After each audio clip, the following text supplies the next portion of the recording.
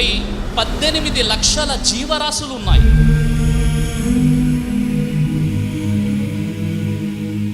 ఇన్ని జీవరాశుల్లో ఉత్కృష్టమైనటువంటి జీవి ఎవరు అంటే మనిషి అని చెప్పక తప్పదు. మానవుడు తనకు దైవం ప్రసాదించినటువంటి మేధస్సును ఉపయోగించి శాస్త్ర సాంకేతిక రంగాలలో అనేక క్రొత్త విషయాలను ఆవిష్కరిస్తున్నాడు. దీనికి కారణం దేవుడు మనిషికి ప్రసాదించినటువంటి మేధస్సు, విజ్ఞానం, విచక్షణ. లఖద్ ఖలఖ్నల్ ఇన్సాన ఫీ అహ్సని తక్వీమ్. సృష్టికర్త అయినటువంటి దైవం మనిషిని ఒక అద్భుతమైనటువంటి రీతిలో సృష్టించాడు. సైన్స్ అనే విషయానికి కొలతలు, ఆధారాలు, ప్రమాణాలు కావాలి. అవి లేనట్లయితే సైన్స్ ఏ విషయాన్ని కూడా ప్రతిపాదించలేదు. మనిషిలో ఉన్నటువంటి నాడీ కణాల వ్యవస్థని మీరు చూసినట్లయితే దీన్నే మనం నర్వస్ సిస్టమ్ అని అంటాం. ఒక మనిషిలో ఉన్నటువంటి నరాల పొడవు 60,000 మైల్స్.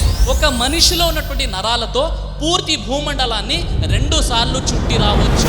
అంత పొడవైన నరాలను దేవుడు మన శరీరంలో పెట్టాడు. అల్లాహు అక్బర్. మానవుని మెదడులో 100 బిలియన్ల న్యూరాన్లుగా పిలువబడే కణాలు మనిషి మెదడులో ఉన్నాయి. ఒకప్పటి అంచనా ప్రకారం మన పాలపుంతలో ఎన్నైతే నక్షత్రాలు ఉన్నాయో అన్ని కణాలు కేవలం మన మెదడులో ఉన్నాయి. మన మెదడు సెకనుకి 38,000 ట్రిలియన్ల ఆపరేషన్లు చేయగలదు. అల్లాహు అక్బర్. అందరికంటే గొప్పవాడు. మన మెదడు, మన మేధస్సు యొక్క స్టోరేజ్ కెపాసిటీ ఏంటంటే 2.5 PB పేటాబైట్, అంటే 2,50,00,000 జీబీ అన్నమాట. మన పెద్దలు అంటారు సర్వేంద్రియానం నయనం ప్రధానం. కళ్ళు అనేవి అత్యంత ముఖ్యమైనటువంటివి, గొప్పవి అని చెప్తారు. ఎందుకంటే చిన్న చీమను చూస్తున్నాము, కొన్ని లక్షల కిలోమీటర్ల దూరంలో ఉన్నటువంటి నక్షత్రాలను కూడా మనం చూడగలుగుతున్నామంటే దేవుడు మనకిచ్చినటువంటి కళ్ళు మిత్రులారా.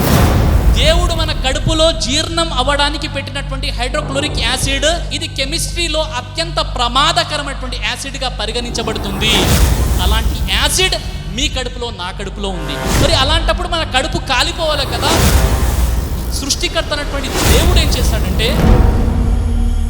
మన కడుపు గోడల చుట్టూ మ్యూకస్ అనేటటువంటి పదార్థం యొక్క కోటింగ్ ఇచ్చాడు.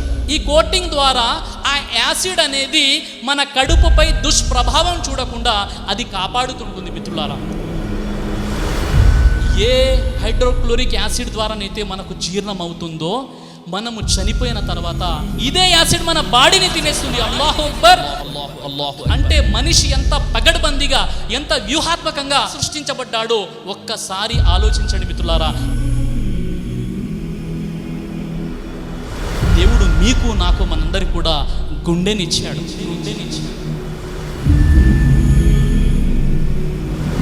నేను అలసిపోయాను అని ఎప్పుడైనా గుండె కోరుకుందా?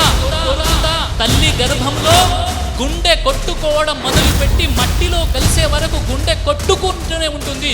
ఎవరు ఉన్నా లేకున్నా నేను మాత్రం నీతో పాటే ఉన్నాను, పద ముందుకని గుండె ధైర్యాన్ని ఇస్తూ గుండె మిమ్మల్ని నన్ను నడిపిస్తుంది మిత్రులారా. మనిషికి అనుగుణంగా ఇంత అద్భుతంగా ఎవరు సృష్టించారంటే ఆయనే అల్లాహ్. ఆ సృష్టికర్త మనందరి కోసం, మనకు అనుకూలంగా, మనము మంచి సౌకర్యవంతమైనటువంటి జీవితం గడపడానికే ఇలాంటి వ్యవస్థని మన బాడీలో దేవుడు పెట్టాడు మిత్రులారా. మనిషి తాను ఏ విధంగా సృష్టించబడ్డాడో ఒక్కసారి ఆలోచిస్తే హిందువులకో దేవుడు, ముస్లింలకో దేవుడు లేడు అనే విషయం మనకు తెలుస్తుంది మిత్రులారా. మనందరి సృష్టికర్త నుండి దేవుడు ఒక్కడే ఉన్నాడు. ఆయనే సకల లోకాల సృష్టికర్త అయినటువంటి అల్లాహ్.